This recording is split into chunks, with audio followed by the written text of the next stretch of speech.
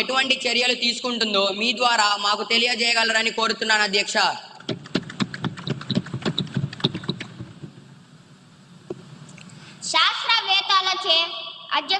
శాస్త్రవేత్తలచే పరీక్షించబడిన నాణ్యమైన విత్తనాలనే మనం సరఫరా చేస్తున్నాం అధ్యక్ష. 3 నెలల పంట కాలం తరువాత మేము చెప్పే దిగుబడి లెక్కలే మాట్లాడతాయి అధ్యక్ష. విత్తనాలను సకాలంలోనే సరఫరా చేస్తున్నాము అధ్యక్ష. మనది రైతు ప్రభుత్వం అధ్యక్ష అని రైతులే చెప్తున్నారు అధ్యక్ష. రైతులే రాజు కదా అధ్యక్ష.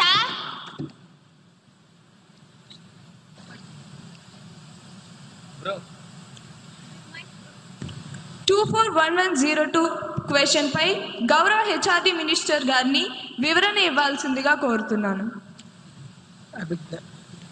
గౌరవనీయులైన అధ్యక్షుల గారికి ముందుగా నా హృదయపూర్వక నమస్కారాలు తెలియజేస్తున్నాను అధ్యక్ష.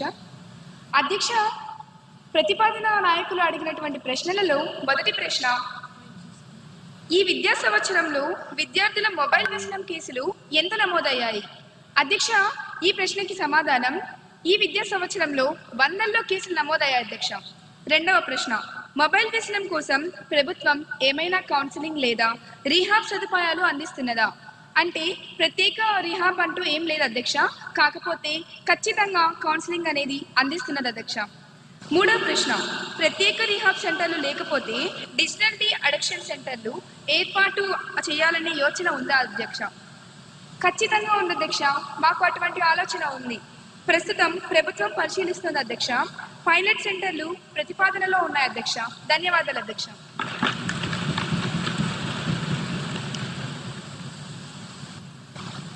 గౌరవ ఎమ్మెల్యే కుమారి నిహారిక గారిని సప్లిమెంటరీ క్వశ్చన్ కి అనుమతిస్తున్నాను. అధ్యక్ష, గౌరవనీయులనే మంత్రి గారు సమాధానం అద్భుతంగా ఉంది. కేసులు 100లో ఉన్నాయట అంటే ఖచ్చితమైన లెక్క లేదా అధ్యక్ష? లేక అది కూడా ఫోన్లో క్యాండీ క్రష్ ఆడుతూ లెక్క పెడతారా? పిల్లలేమో 5G స్పీడ్లో ఫోన్లను అతుక్కుపోతుంటే మీ ప్రభుత్వ చర్యలేమో ఇంకా 2G స్పీడ్లోనే పరిశీలన దశలోనే బఫరింగ్ అవుతున్నాయి అధ్యక్ష. ఆ పైలట్ సెంటర్లు భూమి మీదకు వచ్చే లోపు విద్యార్థులు బహుశా స్విచ్ ఆఫ్ అయిపోదా అధ్యక్ష? ధన్యవాదాలు అధ్యక్ష. అధ్యక్ష, గౌరవ సభ్యులు సాంకేతిక గురించి 5G గురించి బాగానే మాట్లాడారు అధ్యక్ష. కానీ మా ప్రభుత్వం విద్యార్థుల్ని నేరస్తులా చూడటం లేదు అధ్యక్ష, బాధితుల్లా చూస్తుంది అధ్యక్ష, బాధితుల్లా చూస్తుంది.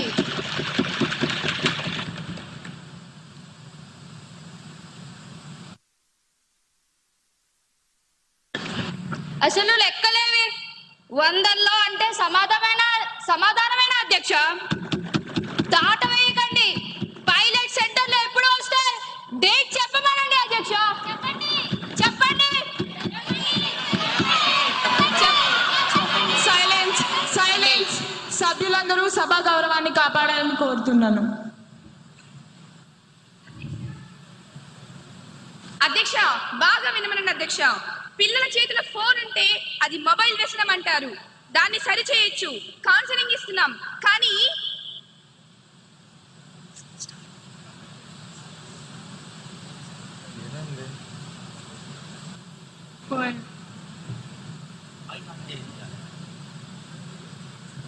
అధ్యక్ష, మా మైకులు కట్ చేశారా? మళ్ళీ కదలే. యాక్షన్ ఎప్పుడు? యాక్షన్ ప్లాన్ ఏది? కానీ ప్రభుత్వం ఏం చేసినా గుడ్డిగా వ్యతిరేకించే మీ మైక్ వ్యసనానికి మాత్రం ప్రపంచంలో ఏ రీహాబిలిటేషన్ సెంటర్ మందు కనిపెట్టలేదు అధ్యక్ష. పిల్లలకి కౌన్సిలింగ్ పనిచేస్తుంది కానీ మీకు పని చేయదు. పైలట్ సెంటర్ల మీద దృష్టి పెట్టాం అధ్యక్ష మేము. మీరు కేవలం అల్లరి మీద మాత్రమే దృష్టి పెట్టారు అధ్యక్ష. తేడా అదే అధ్యక్ష. ధన్యవాదాలు అధ్యక్ష. 241103 క్వశ్చన్ పై గౌరవ హెచ్ఆర్డి మినిస్టర్ గారిని స్పందించవలసిందిగా కోరుతున్నాను.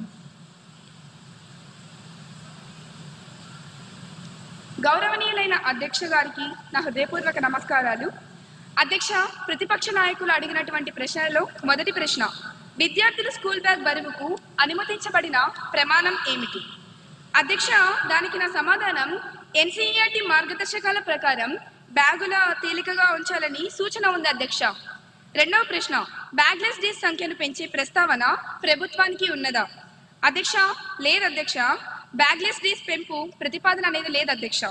మూడవ ప్రశ్న, బ్యాగ్లెస్ డేస్ అమలులో ప్రభుత్వం తీసుకున్న చర్యలు ఏమిటాయి? దానికి నా సమాధానం, సెమిస్టర్ వారి పుస్తకాలు ప్రారంభించాం అధ్యక్ష. ప్రతి శనివారం బ్యాగ్లెస్ డేగా అమలు చేశాం అధ్యక్ష. ధన్యవాదాలు అధ్యక్ష.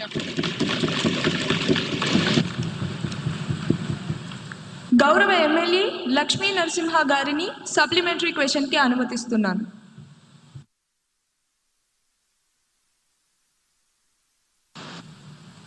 అధ్యక్ష, గౌరవనీయులైన మంత్రి గారి సమాధానం చాలా బాగుంది అధ్యక్ష.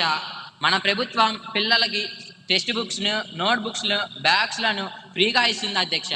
కానీ పిల్లలు ఎన్ని చేస్తున్నా మన ప్రభుత్వం బ్యాగుల బరువు గురించి ఆలోచిస్తున్నారా లేదా ఎలాంటి చర్యలు తీసుకుంటున్నారో మీ ద్వారా తెలుసుకోవాలనుకున్నాను అధ్యక్ష.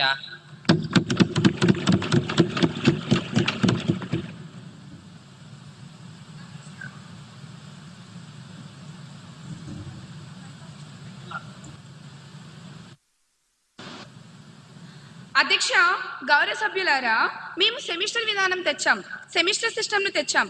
అంటే సగం పుస్తకాలే ఉంటాయి అధ్యక్ష. కానీ అందులో చివర నో బ్యాగ్ డే కూడా తెచ్చాం అధ్యక్ష. ధన్యవాదాలు అధ్యక్ష. 241104 క్వశ్చన్ పై గౌరవ పంచాయతీరాజ్ శాఖ మంత్రి గారిని స్పందించవలసిందిగా కోరుతున్నాను. గౌరవనీయులైన అధ్యక్షుల వారికి నా నమస్కారము. సభాసభ్యులు అడిగిన ప్రశ్నకి నా దగ్గర చక్కటి సమాధానం ఉంది. అడవి తల్లి బాట కార్యక్రమంలో ఎంతమంది గిరిజన టోలీలు కవర్ అయ్యాయి? దీనికి నా సమాధానం, గుర్తించిన గిరిజన టోలీలు 250 మంది. అందులో మొదటి దశలో 100 టోలీలను కవర్ చేశాము. రెండవ ప్రశ్న, ఈ కార్యక్రమం కోసం ఇప్పటి వరకు ఎంత వ్యయం జరిగింది? ఇప్పటి వరకు 1000 కోట్ల వ్యయం చేశాం.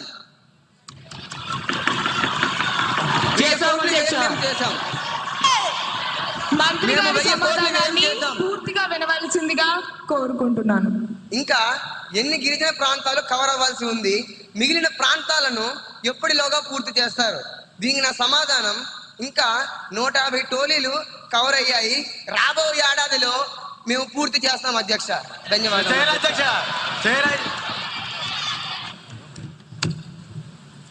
గౌరవ ఎమ్మెల్యే కుమారి ఉదయశ్రీ గారిని సప్లిమెంటరీ క్వశ్చన్ అడగడానికి అనుమతినిస్తున్నాను.